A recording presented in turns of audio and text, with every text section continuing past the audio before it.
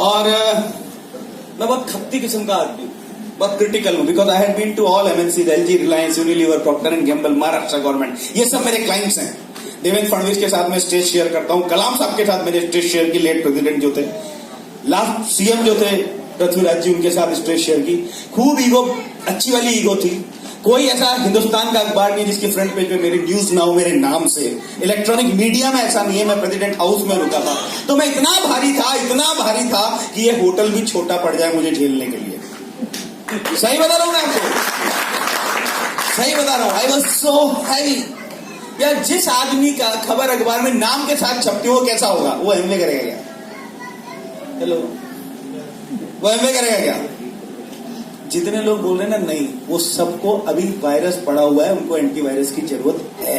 अभी भी तुम नहीं कह रहे हो मेरे को यहां देखने के बाद, मतलब हाइट तो तुम्हारी है नहीं, अरे क्या नहीं, मैं कर रहा हूं ना, डायमंड हो गया, फिर भी कह रहे नहीं। This is a problem, this is mental block, this is mental block. और ऐसे मेंटल ब्लॉक को महारथी लोग ही फाइट कर सकते थे। और एक ही कपल था जो महारथी था, जिसने इसकी हवा निकाल दी। ये बात हरीश भैया हेमा भाभी। So give a big hand for Harish and Hema Bhabhi. This was the couple who silently entered into our house and then slowly entered into our mind and then into our heart. This is what happened. यही हुआ हमारे साथ। 2007 में हमने business चालू किया। उपासना के पेट में बच्चा था। भाई सारे तरह के लोग हैं ना यहाँ, तो मैं वही लाइन बोल रहा हूँ। और 22 नवंबर को पैदा हुआ, तभी हमने बिजनेस शुरू किया था। और पहला कुछ मैंने सेलिब्रेशन 16 सितंबर को अटेंड किया। अगस्त की ज्वाइनिंग थी, सितंबर में कुछ अटेंड किया। उसके बाद अक्टूबर में मेरे को, सितंबर में जो जिन लोगों के रिकॉग्निशन हो रहे थे उनको देख के मुझे ये समझ में आ रहा था अगर ये लोग ये कर सकते तो इनसे बहुत ज्यादा मैं कर सकता हूँ। मैं तो वैसे भी मैं वाला आदमी था, आज भी हूं। तो मैंने कहा ये तो मैं भी कर सकता हूँ, लेकिन मैंने किसी को शेयर नहीं किया।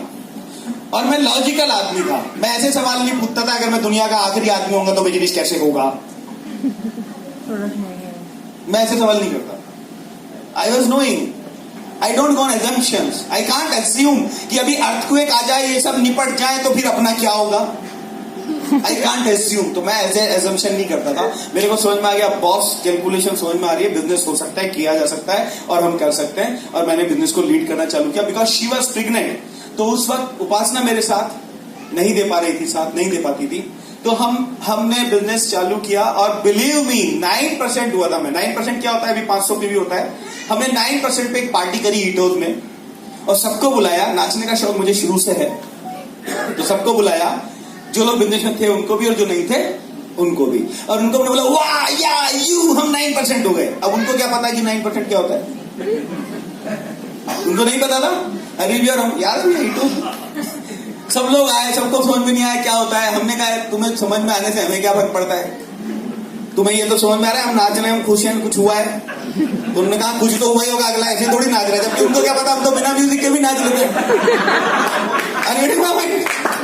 तो what I am trying to say, इसमें लर्निंग क्या है? लर्निंग ये है express yourself in a big way, in a big bang. If you are in Amway, boldly say I am in Amway. So वो किया और दिसंबर में हम सिल्वर हो गए और 31 दिसंबर में बिकम सिल्वर। 4 जनवरी को हरीश भैया का बर्थडे आता है, उस दिन हमने सिल्वर की पार्टी थ्रो करी, फिर थ्रो करी। 9% की पार्टी करी थी, अब की बार सिल्वर की करी। तो अब की बार ज्यादा लोग थे और वो पुराने वाले कह रहे थे यार पिछली बार भी पार्टी की, इसमें फिर पार्टी की है तो कुछ भारी जा रहा है, राइट। हम सिल्वर हो गए, सिल्वर के बाद हम गोल्ड हो गए और उसी साल हम प्लेटिनम हो गए। In the very first year, we become platinum. And that day, इसीलिए मुझे 6, 9, 11, 13, 15% का स्ट्रगल का ज्यादा ज्ञान नहीं है। So we become platinum. हम प्लेटिनम हुए। उसके बाद उपासना सीन में आने लगी। And as you know, Dawood Ibrahim को भी अगर घर में निपटता होगा तो कोई धमकी नहीं देता होगा, वो घर में तो डरता ही होगा। So similarly with me, when she has taken a lead, हमारा बिजनेस बहुत तेजी से बढ़ा। ये बहुत पैशनेट बंदी है। Then she has started। और इस प्लेटिनम जर्नी में जब हम प्लेटिनम होने वाले थे तो हमें जुलाई की बात है, हम एक जगह गए मेरे को एक डॉक्टर, मेरे फ्रेंड है बहुत अच्छे, कोटा में बहुत फेमस नाम है उनका, doctor Desh Deepak, Rajdeep fertility and research centre, उनका टेस्ट ट्यूब बेबी सेंटर है, हमारे अच्छे नोन है वो। सो वो मेरे को सवाई माधोपुर में वो एक हाई एंड प्रोसीजर करने जाते थे। हाई एंड प्रोसीजर माने LAVH, बच्चेदानी को बिना चीर फाड़ के निकालना। ये मैं क्यों बोला रहा हूं, इसके बता दूंगा आपको मैं ये बात कि ऐसा क्यों बोल रहा हूं। तो उन्होंने मुझे बुला लिया कि सौरभ तू आ जा, यहाँ पे एक मेरे डॉक्टर हैं, इनको तू MBA बता देना। मैं चला गया और मैं उनको MBA बताने, मैं थिएटर में खड़ा कर दिया उन्होंने मेरे को कि तू भी थिएटर में आ जा। मेरे सामने 8 बच्चेदानी निकाली जा चुकी थी, मैं भी कैप लगा के था। मगर ये जो डॉक्टर साहब मुझे लेके गए ना, ये एक बार भी उनको ये नहीं बोल रहे कि मैं क्यों आया हूं। अब मुझे तो बुला लिया, इसका बर्थडे था उस दिन 13 जुलाई, इसका बर्थडे, और इसीलिए मैं इसके बर्थडे पे जरूर काम करता हूं क्योंकि इसका बर्थडे हमेशा बहुत लकी है। इस बार भी हम इसके बर्थडे पे कहीं थे, कहीं काम कर रहे थे। इसका बर्थडे बहुत लकी है। She is lucky for me but her birthday is more lucky for me. So हम वहां चले गए। हम जाने के बाद मैं खड़ा रहा वहां थिएटर में, 7-8 बच्चेदानी निकल चुकी है। मैं डॉक्टर साहब को बार बार बोलूं, यार इनको बोलो तो सही में आया क्यों, इनको बोलो तो सही में आया क्यों। वो बोले नहीं इनको। उन्होंने सोचा मैं घूमने आया, उन्होंने मुझे रणथंभौर भेज दिया कि भैया इन्हें घुमा ला, टाइगर दिखा ला। अब मेरे को टाइगर थोड़ी देखना था यार, मैं उनको MBA बताने आया हूं। अब भाई साहब सर्जरी पूरी हो गई, वो डॉक्टर साहब वापस आने लगे। जब वो वापस ट्रेन में बैठ रहे हैं तब मैं कह रहा हूं भाई साहब अब तो अपन वापस कोटा जाना है, अब तो बता दो इन्हें कि मैं क्यों आया हूं। हम जबलपुर वाली ट्रेन चलती थी, जयपुर जबलपुर, वो आ गई, हम बैठ गए, हम सेकंड AC में बैठे हुए 3 लोग। मैं बोल रहा हूँ यार अब तो बोल दो, अब तो ट्रेन भी चली जाएगी, मैं क्यों आया हूँ। तो वो स्टाइल से बोलते, बड़े शर्माते हुए। ज्यादातर लोग ऐसे ही करते हैं ना, MBA को लेके बहुत सारे मित्र हैं, उनके भी दिमाग में मित्र, तो वो कैसे बोलते हैं, सर ये मेरा दोस्त है, इनका कैल्शियम बहुत अच्छा आता है। अभी भी ये नहीं बोला गया है उनसे कि सर इनका कैल्शियम बहुत अच्छा है। No problem. मैंने कहा हाँ डॉक्टर साहब हमारा कैल्शियम बहुत अच्छा आता है। तो वो क्या बोलते हैं, अगर बॉस कह रहे हैं तो अच्छा ही आता होगा, आप दे जाना और मार्जिन बता दो। मैंने बस ट्रेन चलने वाली थी, मैंने उनको बोला था 25-30-40% तक का मार्जिन है, इस तरह का है कि ठीक है दे जाना, बस बात खत्म। हाँ नहीं, फिर मैंने पूछा था कितने का देना है, तो पता है क्या बोलते हैं, 1000 PV का। वो 1000 PV नहीं बोले थे, मैं आपके लैंग्वेज में समझा रहा हूं। उस वक्त 50,000 रुपए में 1000 PV हो जाते थे, तो उन्होंने बोला 50,000 का दे देना। अब मेरी पूरी प्लेटिनम जर्नी में अगस्त से जुलाई तक आज तक कोई ऑर्डर 1000 PV का नहीं मिला था एक बार में। तो मेरे लिए अनबिलीवेबल था ये, यार ऐसा होता है क्या डॉक्टरों के साथ। वहां मुझे पहली बार पता लगा कि ये डॉक्टर जाति जो है वो इस तरह से सोचती है। No problem. मैं घर गया, घर जा नहीं यहाँ पे बात खत्म नहीं होती है, इसमें बाद में और दम है। उसके बाद मैं घर गया, घर जाके वहां जब हम प्लेटिनम जा रहे थे तब मैं 30 दिन में 15 दिन हरीश भाई के घर खाना खाता था। तो हम रात में जाके मैं रिपोर्ट करता था, भैया मतलब मेरा सरेंडर समर्पण हर जगह जहां भी है वहां पूरा है या फिर नहीं है। तो मैं हरीश भाई को जाके बोला, मैंने कहा यार भैया उसने 50,000 का ऑर्डर दिया है। तो हरीश भाई ने मुझे दर्शाया तो नहीं, लेकिन अंदर से इनको भी ऐसे लगा कि बेवकूफ हो गया ये, उसने इसको बावड़ा बना दिया और ये बावड़ा बन के आ गया। मैंने कहा नहीं कल चलना है कैल्शियम लेके अपने को। हम दोनों लोग कैल्शियम लेके गए वहां, और ये पता है क्या पूछते रहे, पैसे तो दे देगा ना। ये रात हुई, अब मैंने कहा मुझे क्या पता यार, मैं भी उससे पहली बार ही कल मिला हूं, ऐसे देखा नहीं देखा मुझे थोड़ी पता है। And we both were going. हमने जाके कैल्शियम रखा, हम ड्राइंग रूम में बैठे, बिल्कुल एग्जैक्ट पोजीशन बता रहा हूँ, आ गए। तो मैंने कहा ये हरीश भाई है, मेरी अपलाइन है, हाँ रख दो कैल्शियम रख दो। हमने कैल्शियम रख दिया, वो अंदर गए। ये मुझसे क्या करें, मुझे लग रहा है पैसे नहीं देगा। अब वो अंदर से आते हैं और 50,000 की गड्डी लेके टेबल पे रखते। भाई साहब उन्होंने टेबल पे गड्डी रखी और मतलब उनकी गड्डी की तो ऐसी की तैसी कराई, हमारे अंदर जो बबूल है वो यार ये टेरिट यू रहेगा।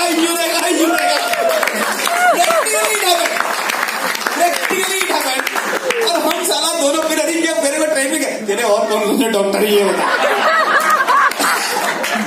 मैंने कहा यार मुझे तो खुद को भी नहीं पता था। फिर हम भवानी मंडी भी गए डॉक्टर के पास, हमेशा ऐसा नहीं होता। उस बंदे ने भी कैल्शियम मांगी, 5,000 रुपए की कैल्शियम और आयरन उसको दी, उसने आज तक पेमेंट नहीं किया। याद है ना? He not made a payment till now and he is not into the business. So every time you will not get this. But if you are doing 100% efforts, God reward you. It is not our skill. ये हमारी skill नहीं थी. God has rewarded us. And that doctor's name was Dr. Sudhir. Agarwal. He is a big shot. You can clap for him. And he's bound up platinum. उनके group में 2 platinum है आज की तारीख में. वो हमारे साथ ALX पे जाते हैं. उनकी बिटिया अभी यंग प्लेटिनम बनी है इसी साल. उनका बेटा सिल्वर बना है. आप really उनके लिए ताली बजा सकते हैं. इस बार हम उन्हें मिस कर रहे हैं. बाकी यूजुअली ही कम टू आप. That was my first leg. That was my first leg. वो मेरी पहली लेग थी. और मैं जब प्लेटिनम हुआ अगस्त में, तो सितंबर में वो सिल्वर हो गए. एंड सी गॉड का प्लान. हम नीचे नहीं जा रहे थे ना, क्योंकि हमें एक लेग उसी वक्त मिल गई और वो प्लेटिनम चले गए. ये सब चीजें ऐसी नहीं हो रही हैं.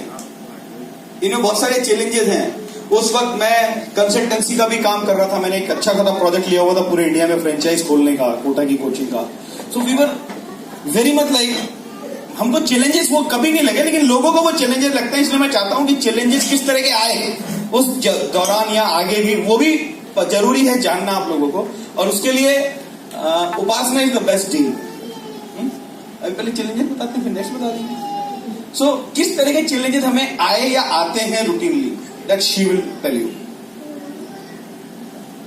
Thanks my dear crown. एक छोटी सी स्टोरी कोई ट्रेन में, वहाँ बस में सुना रहा था. दुबई में गाइड जो था वो मुझे इतना टच करी कि मुझे लगा ये तो मेरी लाइफ है. वो बोला कि ये जो क्रिसमस का स्टार होता है ये इसलिए होता है कि सब तरफ बर्फ पड़ी होती है और लाइट जली होती है. जो लाइट ये बताती है कि वहाँ लाइफ है, यानी हमें होप देती है. और फिर उस लाइट को गॉड देख लेता है और उसको बचाने आ जाता है. ऐसी एक छोटी सी लाइट थी मैं, जिसको ये होप थी मुझे गॉड देख लेगा. और मुझे गॉड ने देखा और गॉड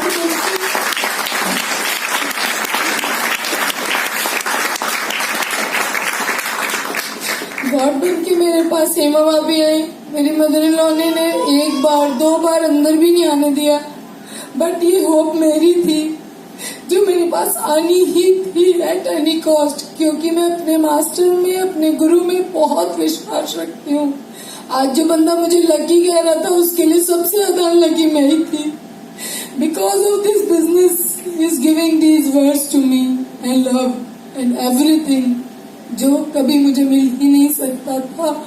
चाहे मैं कितनी अच्छी मदर बन जाती, चाहे मैं कितनी अच्छी कुक बन जाती, चाहे मैं कितनी अच्छी घर को रखने वाली बन जाती, चाहे मैं कितनी मदर फादर की सेवा करती, चाहे मैं सब कुछ कर लेती, लेकिन मुझको ये प्यार नहीं मिल पाता. क्योंकि हर लेडी की आइडेंटिटी उसके घर में ही छिपी रह जाती है. वो कभी बाहर नहीं आ पाती. उसको इतना दबाया जाता है, उसको इतना बड़ा घूंघट दिया जाता है, उसको उसकी एबिलिटी को निकालने का कभी मौका ही नहीं दिया जाता है.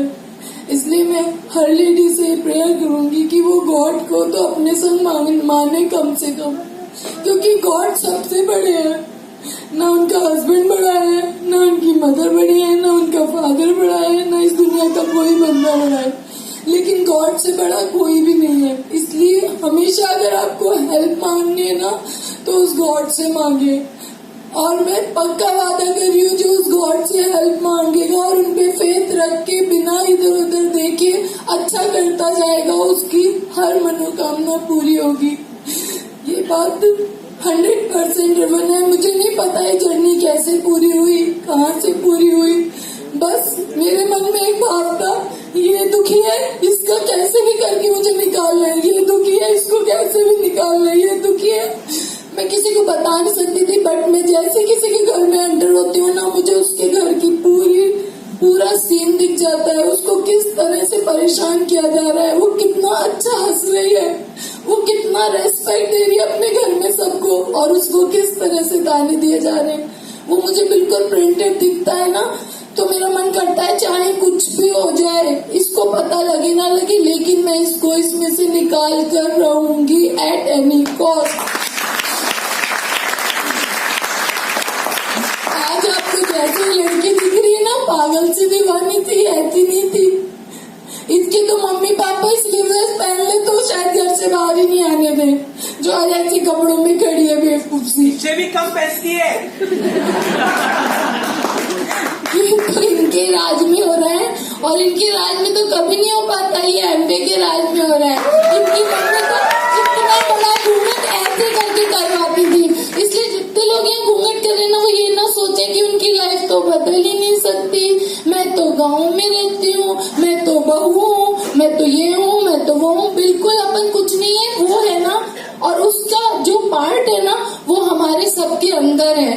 तो अगर वो है आपके अंदर और आप जिंदा हो, तो आप इस बिजनेस को बहुत बहुत बहुत अच्छे से कर सकते हो। सिर्फ एक मरा हुआ आदमी इस बिजनेस को नहीं कर सकता, नहीं तो इसमें और कोई भी क्वालिफिकेशन नहीं है।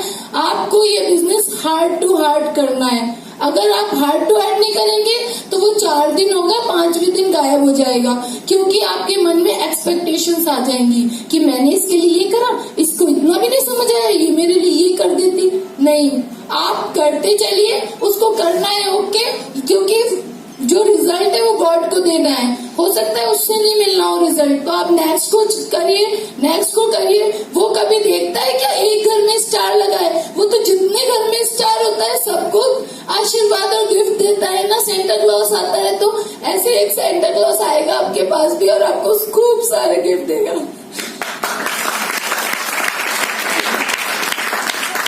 देखो भाई, इसके इस इमोशंस ने मुझे लूज मोशंस लगाए और उसकी वजह से ही मैं डायमंड गया। मेरे डायमंड जाने में मेरा कोई इंस्पिरेशन नहीं है। मेरी सबसे ज्यादा जान अगर किसी ने खाई तो एक तो इसने और एक मेरी बेटी ने। इन 2 लोगों ने मेरी बहुत वॉट लगाई। अब जब इसके ड्रीम को पूरा करना था तो फिर करना ही था। इसी का ड्रीम है, ये डायमंड जाना इसी का ड्रीम है, मेरी बेटी का ड्रीम है, इसका ड्रीम है। और ये ऐसे ही रो जाती है, और जब ऐसे रोती है ना तो मेरा दिमाग और खराब हो जाता है। फिर मैं ज्यादा प्लान दिखाता हूँ।